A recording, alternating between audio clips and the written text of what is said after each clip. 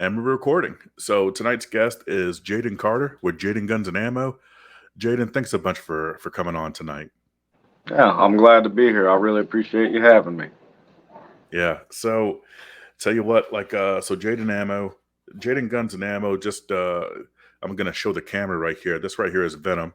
It is 9 mil, 115 grain, and I still need to go out to the range to test this, but I'm really excited about it. Um, I kind of have like uh, a fascination with like trying out different loads and kind of comparing them. I want to see how this stacks up, and I'm really excited about it. So, yeah, thanks so much for sending this out. Absolutely. And just a quick disclaimer. So Venom is one of our partner brands. So the company that helped develop, well, not helped develop, that developed Venom, um, they had sent some to us. We had shot it a few times and we loved it. So we went a little deeper. We started a relationship with them, got some correspondence going. We were like, hey, this stuff is great. We have an idea for some ammo too. How would you guys like to assist us in getting into mass production? So the company spoke to their reps, they spoke to the general manager, they spoke all the way up to the owner. Once it got to the CEO's ear, he was like, you know what? I like this guy. I like what he's thinking. Let's see what we can do. So we went and had a meeting with them down at their facility. And after a few months of deliberation, I won't say a few, it actually took a long while. They actually agreed to take our specs and load our calibers. So what we did is we finally got our own brand of ammo, mass produced with the help of the company that makes Venom. Excuse me. And we got our own. If anyone went to the NAGA convention, they're familiar with our new branding. And this is a case of 1,000 rounds, and got a warning label on top. But we also sell them in single boxes. Unfortunately, I don't have any of those because we sold out of them. But they do come in trays, just like this. Same stuff, same quality, and it has just been fantastic. It's worked out. We were able to get some in the hands of Iraq veteran 8888. If you guys are familiar with that YouTube channel, we got some over to Sig Sauer. We got some to the Sonoran Desert Institute. We got some to Staccato. They were really excited. And yeah, we've just been pushing it along to several different companies. We're having everybody try it out, get some traction. Century Arms also got a couple samples, so we're waiting on more reviews for them. But we're confident from all the other reviews that we got from customers. We sent demos out to, we let them test some ammo. We shot it, we tried it against, Winchester, CCI Blazer. We put it through the ringer, man. We've done some good, strong testing with this ammo, and we're confident that it's going to stack up at a very competitive price on the market. And that was the entire goal behind it. So we're happy, we're proud, man, and we're getting traction with it. We're moving good. We should have another large shipment coming in just a couple of weeks. So if you want to order, we'll get to that a little later. Right on, man. That sounds fantastic. Yeah. So I want to know the Jaeden story. Like, how did you get into shooting? Like, what did you do before you had Jaeden Guns and Ammo? Oh man. So it goes way back. I'm 27 years old now. So 20 years ago, my father actually took me out to my first shooting experience. It wasn't a gun range. We actually went out to some land that one of his law enforcement officer buddies owned. And we went out there and we just shot. We tried a few different things because my father always had a pretty decent collection of guns. So my first experience, I got to shoot a Smith and Wesson 40 Sigma. They don't even make those things anymore, but still No, got it. It's a really cool handgun. piece A of Tech history right 9, there. a Mac 90, and let's see. I also shot the Colt 1911, one of the originals. So great experience starting off, and I just loved it. As soon as I got comfortable enough to feel the recoil, hear the bang, smell the gunpowder, I was hooked. I was addicted. Ever since that day, I would always ask my dad, "Hey, can I help you clean your guns?" or I would touch on them as much as I could, take them apart. I would try and figure out how they worked. And then I got really into the military channel. So growing up, my favorite TV show was actually Future Weapons. And that is what started to kind of put the seed in my mind that, man, I want to have my own gun company one day because I want to design firearms and ammunition because there's just tons of this stuff out here. It is awesome.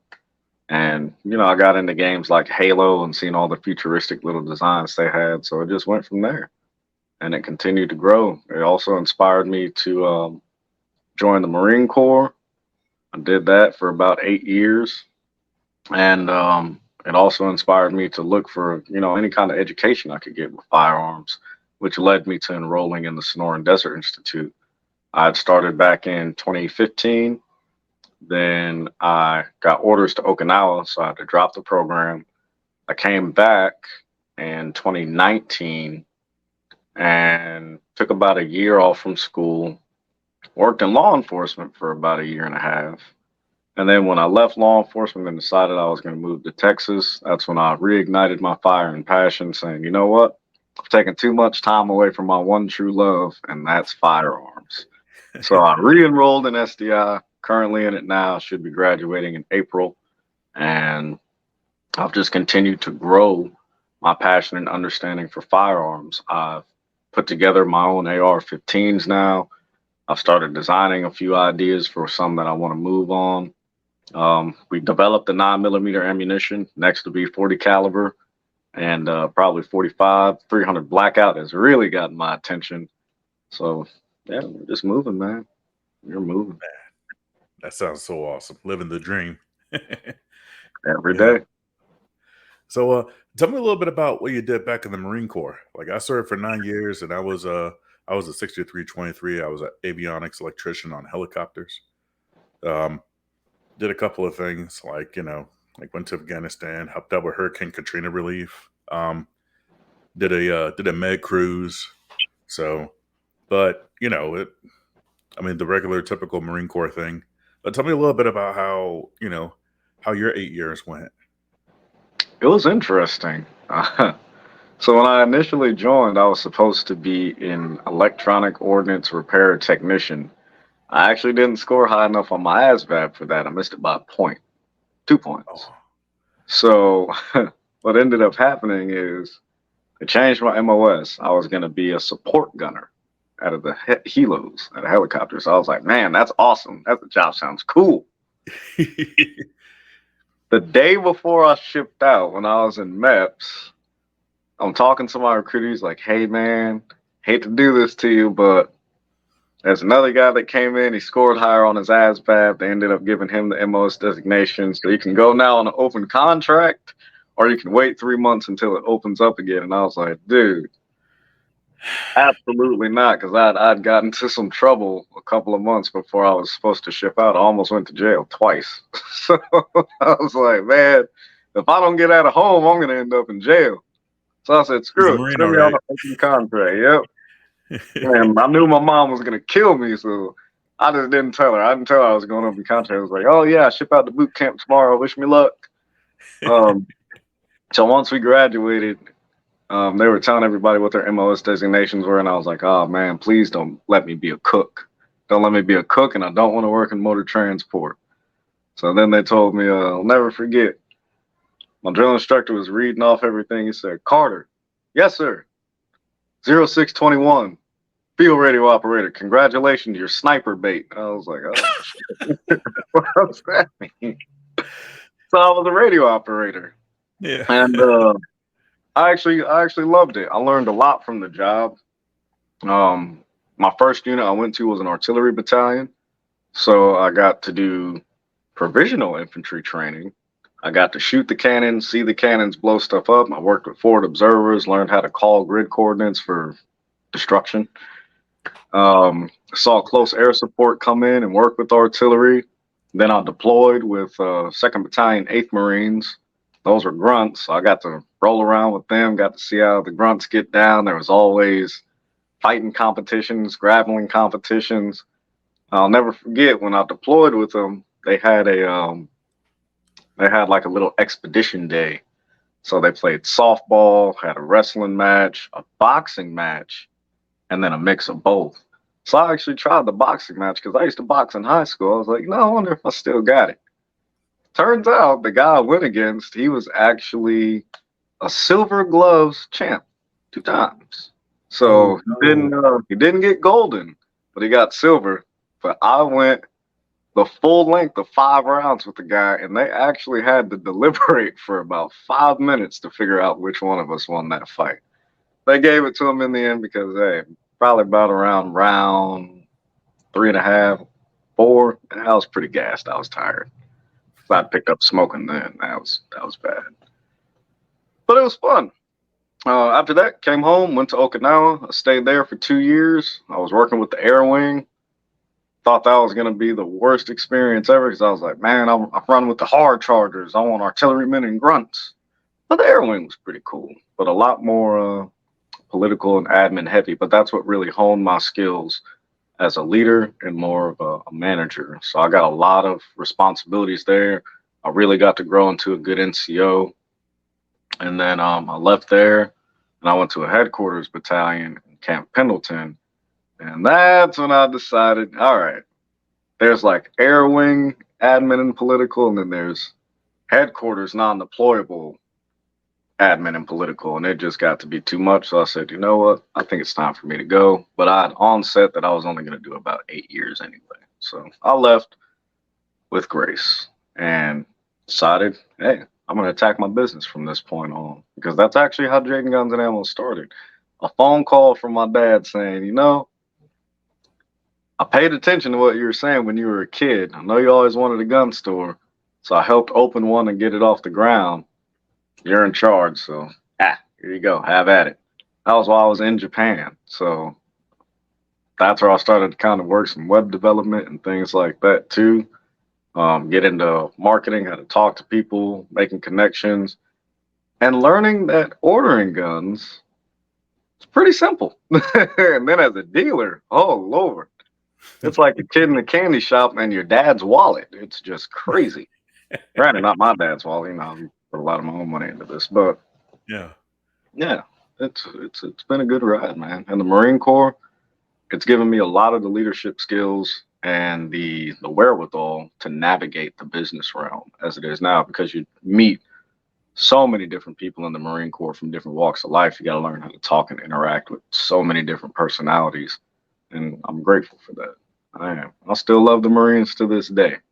The institution, it can be a little shaky. It has its moments, but the Marine Corps as a whole, as a brotherhood, I love it, and I wouldn't trade it for anything. Amen. Semper Fi. Yeah. Bye. Dude. Man, what a great story. Wow.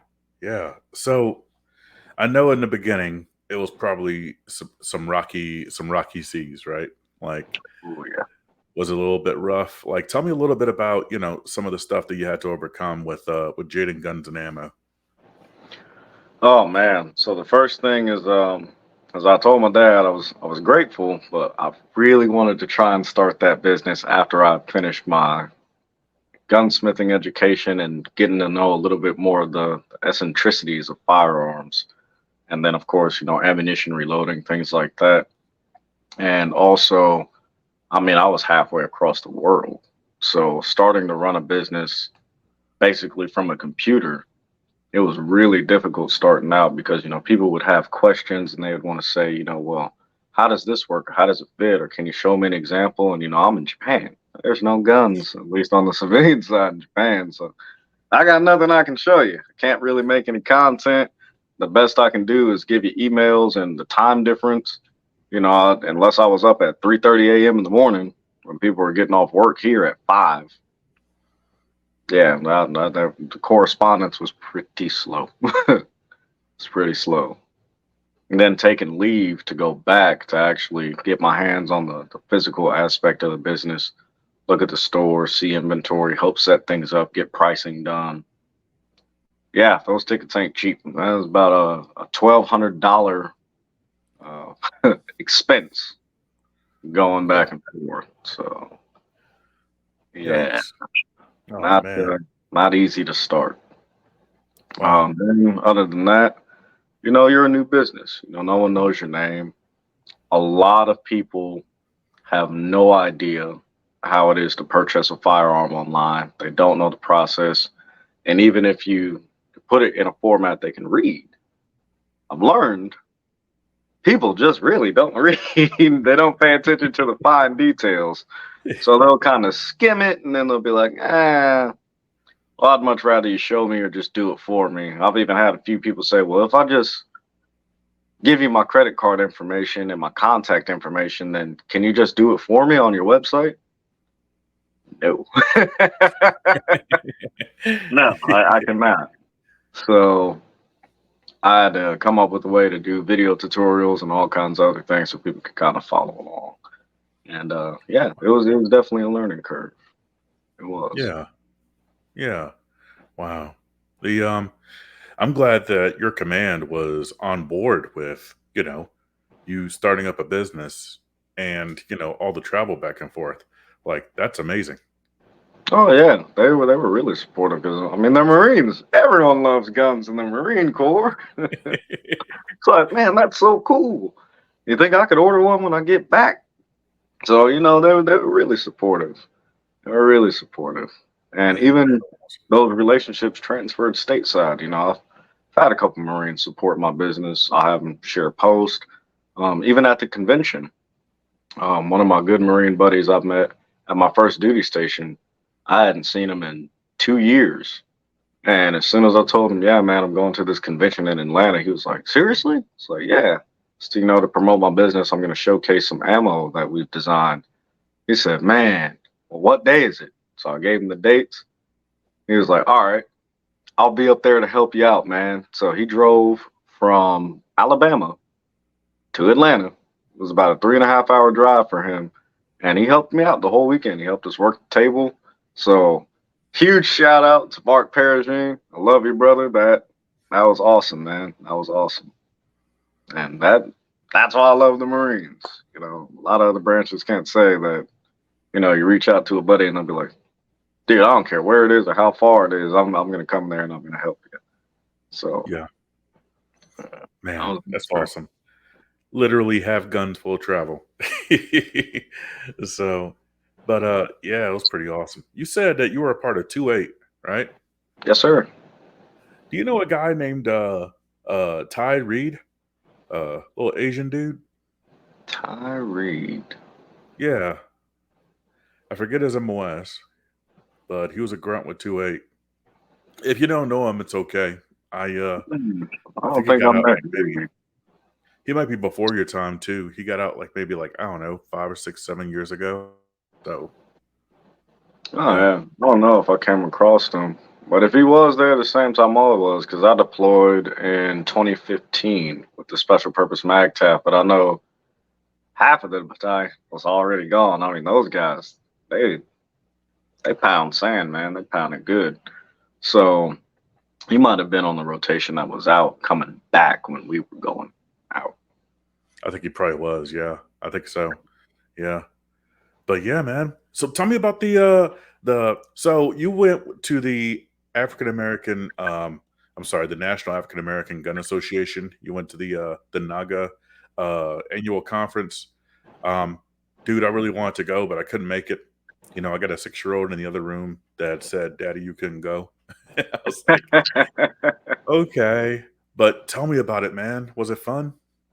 Oh man, it was amazing. It was great. I loved seeing all of the different vendors that came and the sponsors. It was awesome. I mean, Friday was kind of more of just the businesses kind of internet work and get to know each other. There's a few people that kind of came through. Foot traffic was a little slower Friday, but Saturday it was booming, man. They also had the gala after the exhibit floor closed down. So I met the president. I met Philip Smith. He's really down to earth, humble guy. I met a lot of the training staff there. Henry Williams, which you're familiar with him. He introduced me to a lot of people. I met the former regional Western director of NAGA. I met the current Southeast director of NAGA. I met the the founder of the Bass Reeves Gun Club.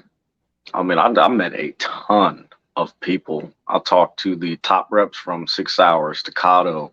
Um, there was a suppressor company down there. I can't remember the name right now, which I'm absolutely mortified I can't, but they're awesome. I met the top reps for Canic, and then the gentleman I met from the Sonoran Desert Institute. They were actually part of the marketing team. So I met so many people. I met a young couple out of St. Louis. They had started they called it a training boutique. I thought that was really unique. I'll have to grab that card, but yeah. And I mean, the young man I met there that was helping him, he had been with him for a while. He was 21 years old. He was just getting started.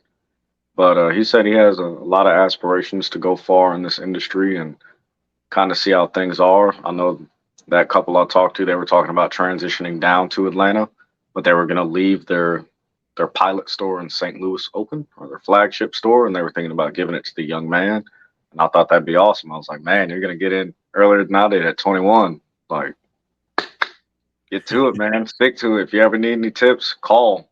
I love seeing young African American men and women move forward with this. And then the turnout there, the support, seeing so many brothers and sisters that were in tune with their Second Amendment rights was great.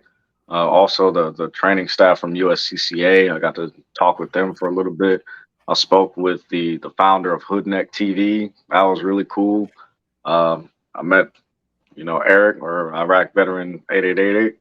So I mean, it was absolutely amazing. And then of course, I brought some ammo down there, man. So as soon as people came through, they recognized who I was. And yeah, man, I see you on Facebook or YouTube or seen a couple of your videos. I picked up the box. They loved the logo. They were like, man, I'm gonna support you. And it made me feel great that the price point we put the ammo at down there at the convention really made a lot of people happy because they were like, man, $15 a box for 124 grain 9 mil.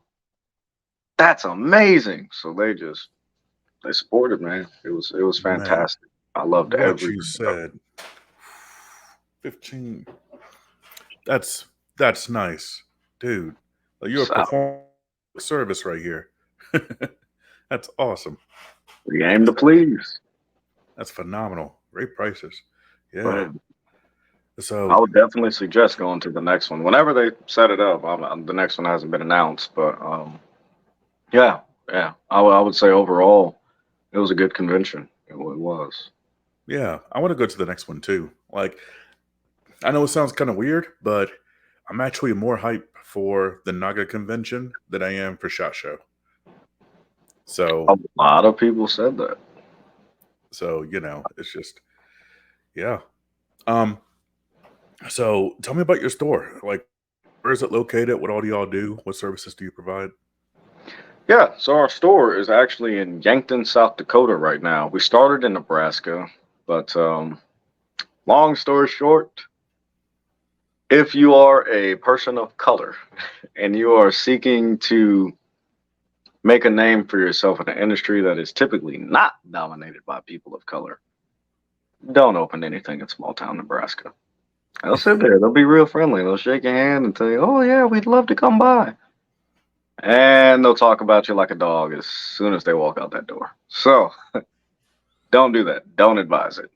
But even in South Dakota, it's a lot better. It's much more modern. There's a bigger population.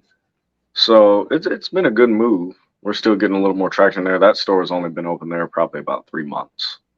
And the next one actually won't be just a store at all. So just a little insider for long-term goals. We are looking to build a full training facility to federal standards. So I'm talking at least 20 lanes outdoor that are electronic, they rotate. There's actual lines that are carefully marked out. There's going to be a long range and also an indoor range. So that is going to be here in Texas. Right now, I'm still looking for a commercial property large enough to support everything I want to put on there. But it's definitely in the development stages. We're making a few more amendments and tweaks to the business plan and our budgeting, but that will probably be on the horizon sometime between next year. And yeah, we're going to go for it. As far as products and services, as of right now, we do retail of firearms and ammunition. We now manufacture ammunition. We're also trying to get into making sure that we can get a full line of manufactured AR-15 style rifles. So that'll be the next thing. We also want to look into designing handguns. We're getting our staff certified as firearms instructors. So we're going to cover basic pistol, basic handgun, basic rifle, shotgun, and then we're going to get into concealed carry. Further beyond that, then we'll start getting into advanced handgun, advanced rifle, maybe get into some designated marksmanship or enhanced marksmanship courses. Want to start getting into teaching about first aid, tactical casualty combat care. Um, yeah, so that's where we're moving forward. And then of course, by next April, once I have a nice piece of paper in my hand, we will also be offering full gunsmithing services as well. If you can't tell, I don't know if this thing can flip around or not, but my little den here is a mess. Not a complete mess, but oh, no, I want to do that. Well, I guess I'll just have to go this way. But that's a little bit of my madness there. Oh So yeah. got tools, got the rifle set up here. I actually just um, lap these scope rings. So that's to get a better hold and seal on your scope so that there's less wiggle room. You can hold your zero better. And yeah, that's what I'll do now. I definitely am a student of the game, and I want to make sure that anything that we design and we put out to the community is going to be of top quality but at an affordable price, because I think a lot of people get too enamored in the money making aspect of all this and not the value it provides with training and teaching your community how to protect and defend themselves in a safe way. And of course, de escalation. That's the main thing, because if you can avoid a fight, by all means, avoid it. Man, that sounds phenomenal. I'm really excited for your training facility and your future projects. That's going to be awesome. Yeah. Um, so you do some gunsmithing. Tell me a little bit about the projects that you have. What are you building? Like M4s, M16s, like, We're actually going to try to go rifles? full length. So one good thing about one of the connections we made down there at that convention, we were really looking to get into like integrally suppressed barrels. So that way you can make a two stamp gun, a one stamp gun. So we want to do an M4 length barrel that's integrally suppressed on a good platform lower that is exactly to the specs. Well, maybe not exactly to do copyright infringement, but we want it at least to the quality of arrow precision, and we want to make them in two models. One that we could sell to private security firms, small militaries, hell, the U.S. government if they want to buy them, and also civilian models. So that way you can go and have the same kind of quality and equipment as the professionals do, because that's what we're doing this for. We want to make sure that everything that we can make available to you is the same quality and durability as a professional would keep. So if a professional wouldn't use it, we won't sell it.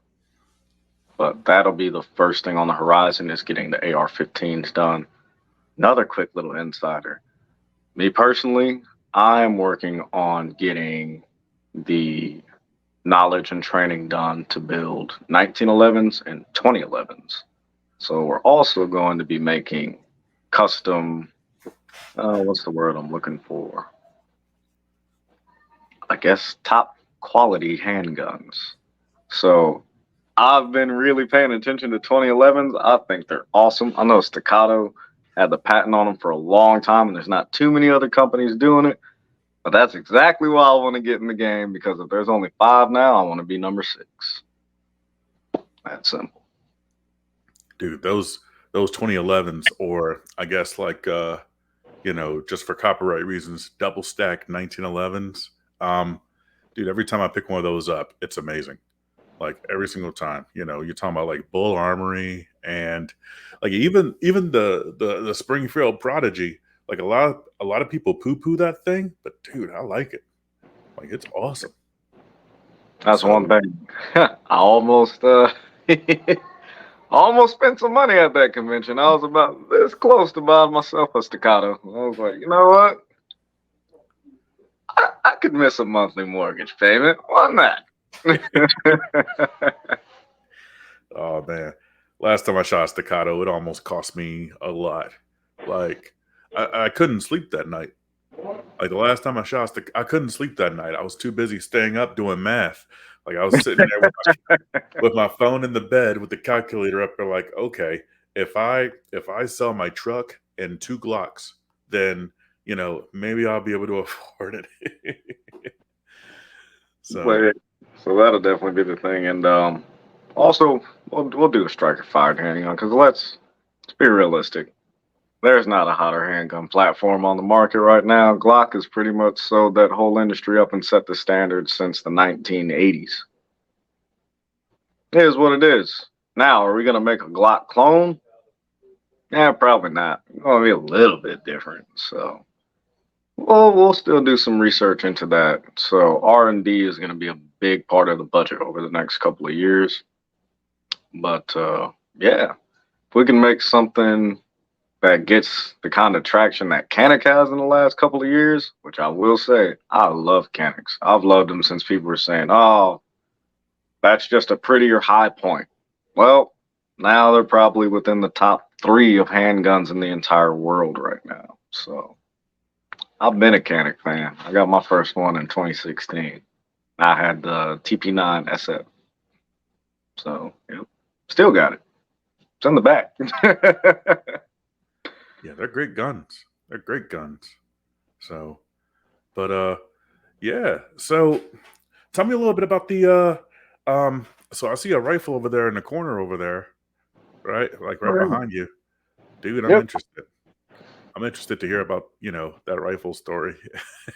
Yeah. So this is actually the second AR-15 I ever built in my entire life.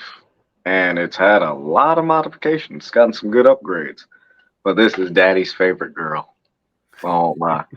So this one is chambered in 300 blackout. And when I first put this together, I was still nervous because the first AR I put together, the only thing I really did was probably the handguard, the pistol grip, stock, and the optics. So I didn't really put too much of that one together. I didn't have the tools. I didn't really have the knowledge until I had started going to school. But this is when I had tools. I had a vice, and I had, my buddy Mark, same one that came and helped me out the show. He had a garage and he had a workbench. So I was like, all right, perfect.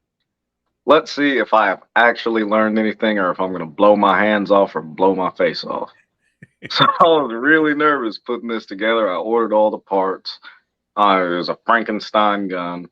I was like, you know what? I just want to see if I can do it.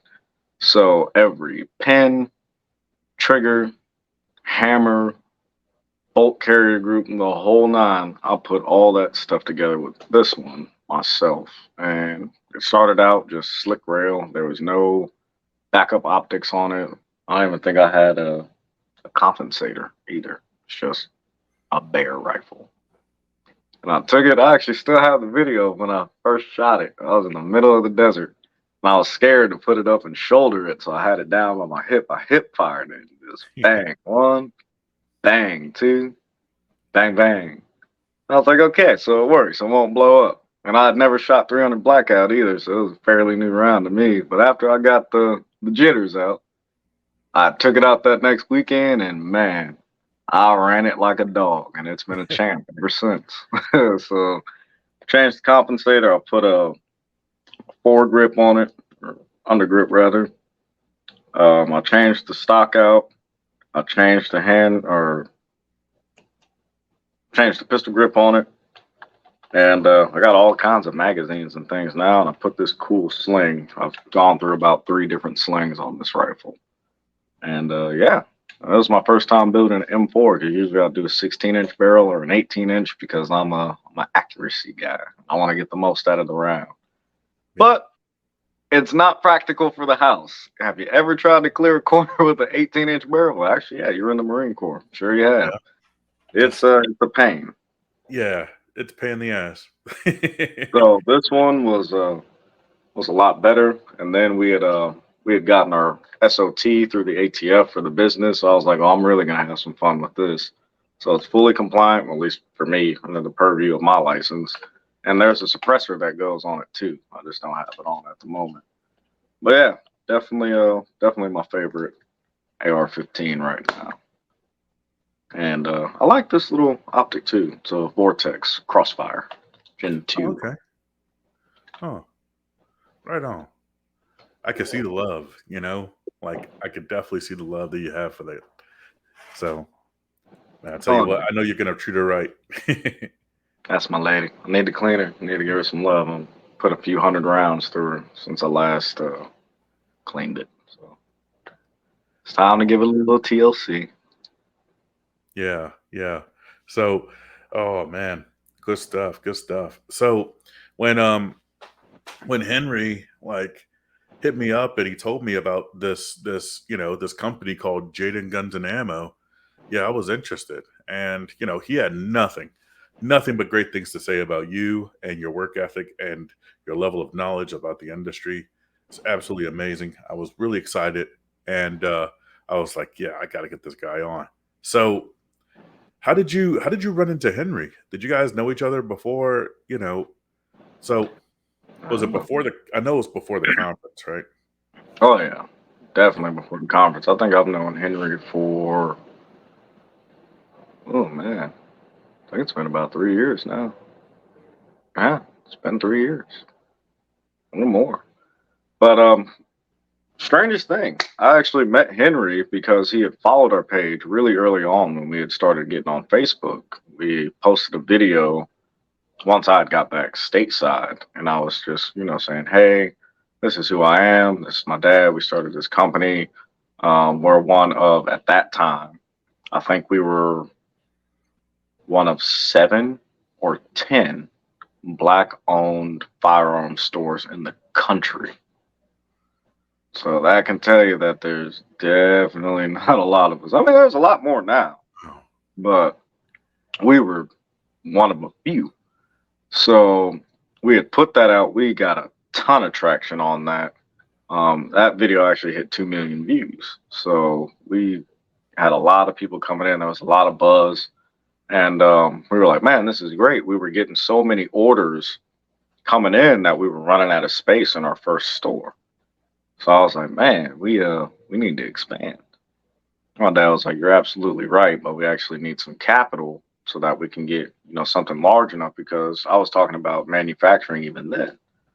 So the plan was to get enough funding to move to a new location, also buy machines to manufacture in-house, and then hire employees as well because, we want to create jobs. We want to bring something viable and helpful to the community.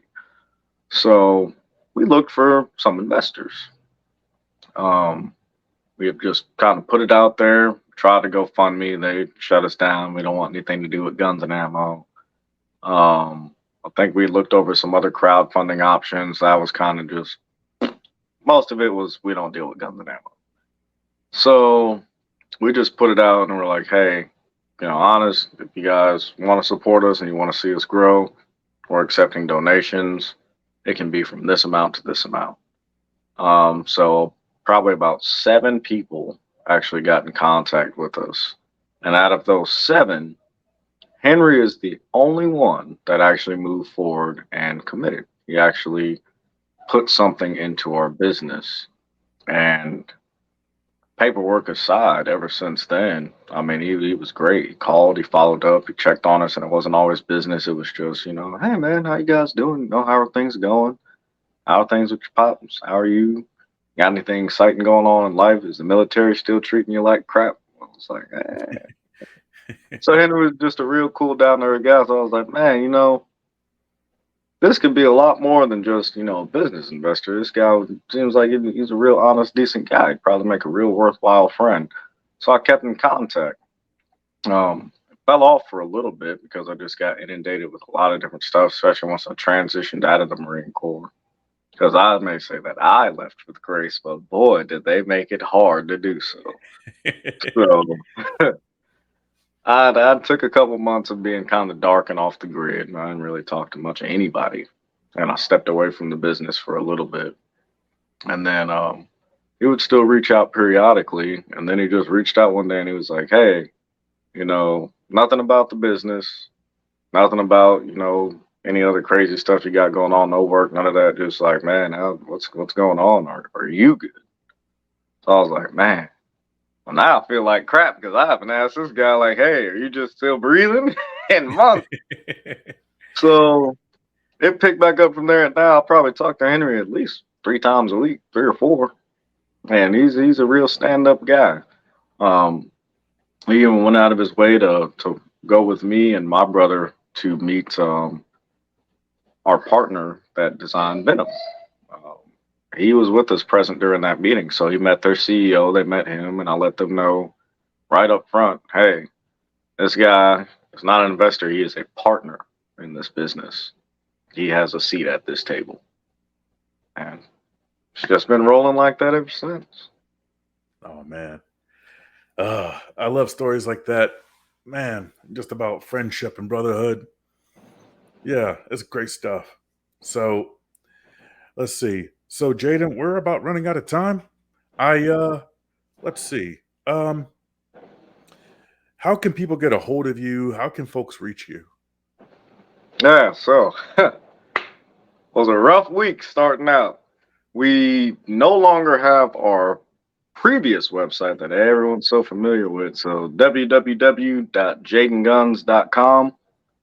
That is out. That is no longer under our domain control. I advise anyone that watches this, do not visit that website. Currently, there's no content on it. If it ever comes back up, that is a known group of hackers based out of Sweden with operators in Virginia. They will steal your information. They have no legal right to sell any firearms or ammunition. Do not purchase a thing from them. And do not correspond with our prior emails of jcarter@jadenguns.com or jcarter the third, which is jcarter III at jadenguns.com. When they hijack the domain, they hijack those emails too. So all those are out. However, we do have a new website, JadenGunsUSA.com. So that's JAEDENGUNS USA.com. And that'll be our new website that we are moving through. Also, you can contact our business line. That's 308-883-1726. Again, that's 308-883-1726. Let's be honest here. Also, Like, did you choose the 308 or like no, just that was actually the area code in the spot in Nebraska where we opened that store. It just happened to work real well. Um, Also, you can reach us out. I will have a new email that I'll post on our Facebook page. Our Facebook page is Jaeden Guns and Ammo. Again, it's just JEDEN Guns and Ammo. Or you can follow us on Instagram. It's Jaeden Guns 2018, at Jaeden Guns 2018. Or you can look us up on our YouTube and leave us a comment, like, subscribe, and that again is Jaeden Guns and Ammo. Alrighty. So I have website, phone number, Facebook, Instagram, YouTube. All that information is going to be in the description of this video and the description of the podcast. That way, if folks can, if you want to get up with Jaeden and get some more information, maybe buy some of this ammo, then you could definitely do that. So Ooh. right on, yeah. So Jaeden, this has been an absolute pleasure. I had so much fun, man. How about you? Likewise, man. We'll have to do this again. Definitely gonna have to do this again. Yeah. But I cannot thank you enough for having me on your podcast, man. I really appreciate it. I think you're doing great things, and I really respect and aspire to get to your level, man. 'Cause, I mean, you're doing your thing. You're rolling with your podcast. You're training. I mean, you're teaching people every day how to take care of themselves, and there's just nothing better than that. Plus, you're a devil dog. You always got cool points with me. Raw. Every Oh man. So yeah, thanks so much for coming on. Yeah, it's been awesome. Yeah. So and folks out there, if you're listening or if you're watching, I just want to say thanks a bunch for sharing your time with us. If you could have spent your time doing a lot of other things like hanging out with your family or earning extra cash, but instead you're spending it with us, and I just want to let you know how much we appreciate it. So thanks a absolutely. bunch. Thanks to you, Jaeden, and thank you for our listeners and viewers. Welcome to Memphis. Yes, sir. Welcome to Memphis. I'm gonna have to take a trip out there. Here, Tennessee dude, is beautiful this time of year. dude, come on out, and we'll grab some barbecue. Oh, hell yeah. Well, I hear a lot about that Memphis barbecue. I want to say, I've been around, man. I've been around. We even had Korean barbecue. So, yeah, let's see.